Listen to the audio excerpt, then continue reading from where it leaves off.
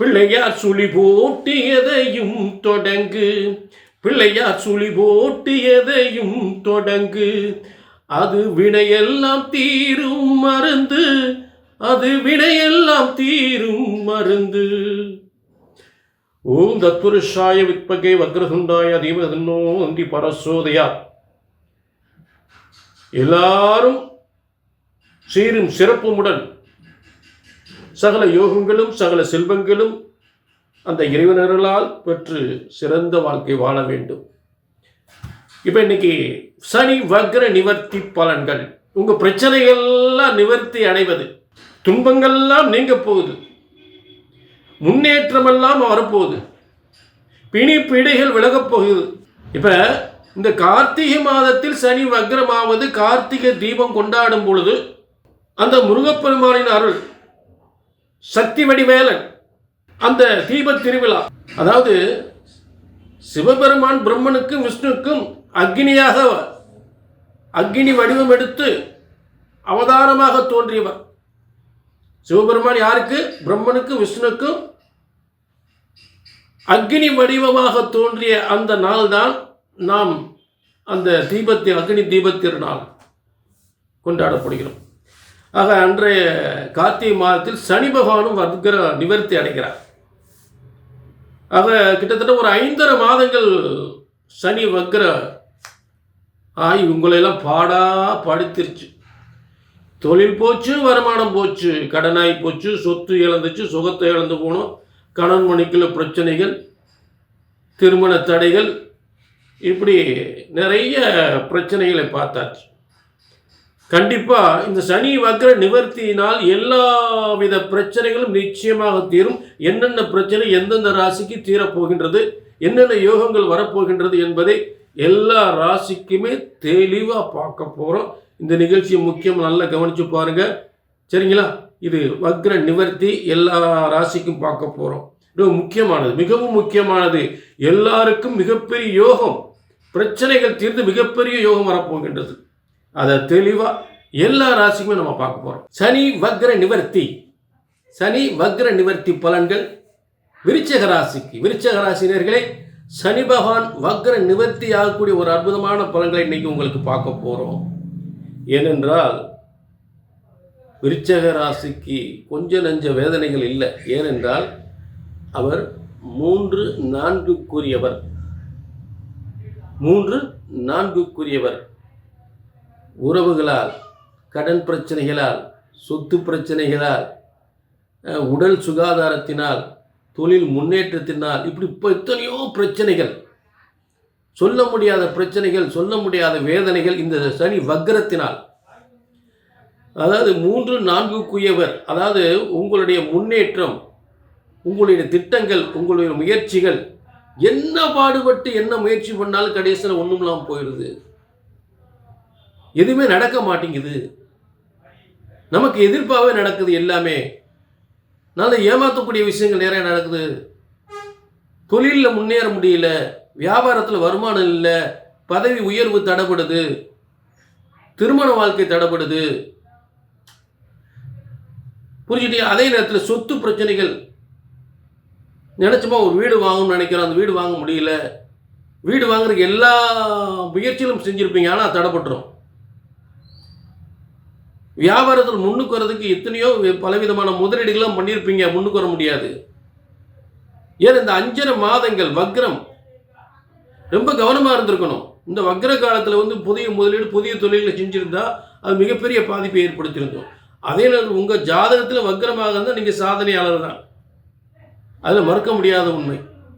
ஆக வக்ரம் பெற்ற காலங்களில் இயல்பான ஒரு அமைப்பில் உங்கள் ஜாதகம் இருந்தால் மிகப்பெரிய சோதனை வேதனை கொடுத்துரும். தொழிலில் பிரச்சனையை கொடுத்துரும், குடும்பத்தில் அமைதியை குறைஞ்சிரும், சொத்துக்களில் பிரச்சனையை கொடுத்துரும், எத்தனையோ பிரச்சனைகளில் வேதனைகளில் அப்படியே எல்லாமே தொழிலில் சம்பித்து போய் மன வேதனைப்பட்டு என்ன செய்யணும்னு தெரியாமல் இருக்கக்கூடிய உங்களுக்கு இது ஒரு அதெல்லாம் நிவர்த்தி ஆகக்கூடிய ஒரு சரியான நேரம். எல்லா பிரச்சனைகளும் 3ஆம் இடம் என்பது உங்களுடைய முன்னேற்றத்தினுடைய முக்கியமான கட்டம்.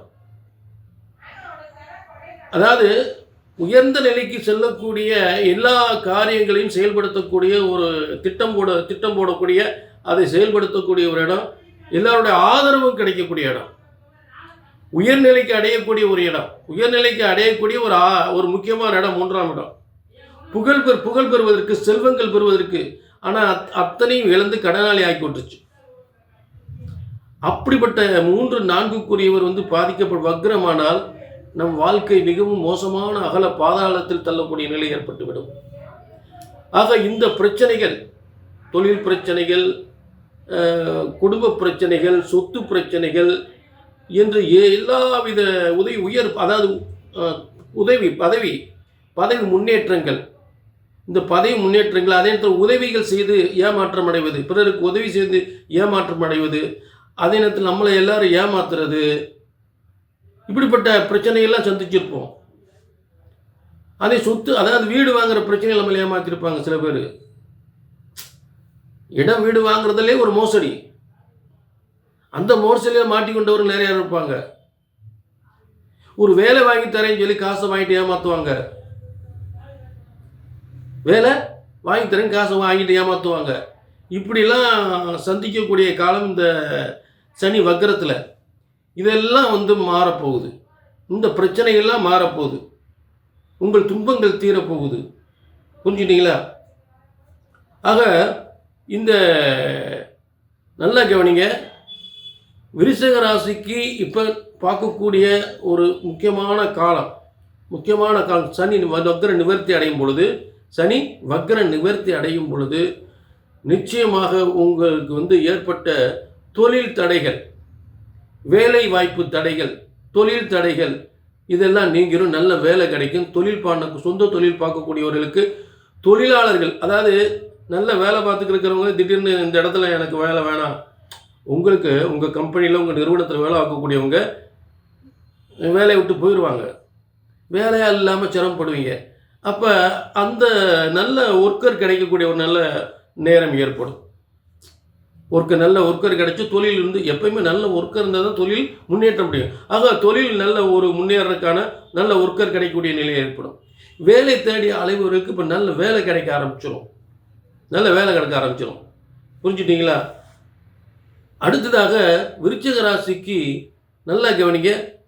தொழிலில் ஏற்பட்ட சொந்த தொழிலில் ஏற்பட்ட பிரச்சனைகள் தீர்ந்து நல்ல வேலை வாய்ப்பும் நல்ல தொழிற்சானங்கள் முன்னேறக்கூடிய ஒரு சிறந்த அமைப்பும் ஏற்பட்டுவிடும். உங்கள் தொழில் நிறுவனங்கள் நல்ல முன்னுக்கு வரக்கூடிய நிலையில் ஏற்பட்டு போகும். ஆக கூட்டு தொழில் அப்படின்னு செய்யக்கூடியவங்களுக்கெல்லாம் நிறைய ஒரு பிரச்சனை ஏற்பட்டிருக்கும். அந்த நிலையிலேருந்து ஒரு நல்ல மாற்றம் நிச்சயமாக ஏற்பட்டுவிடும்.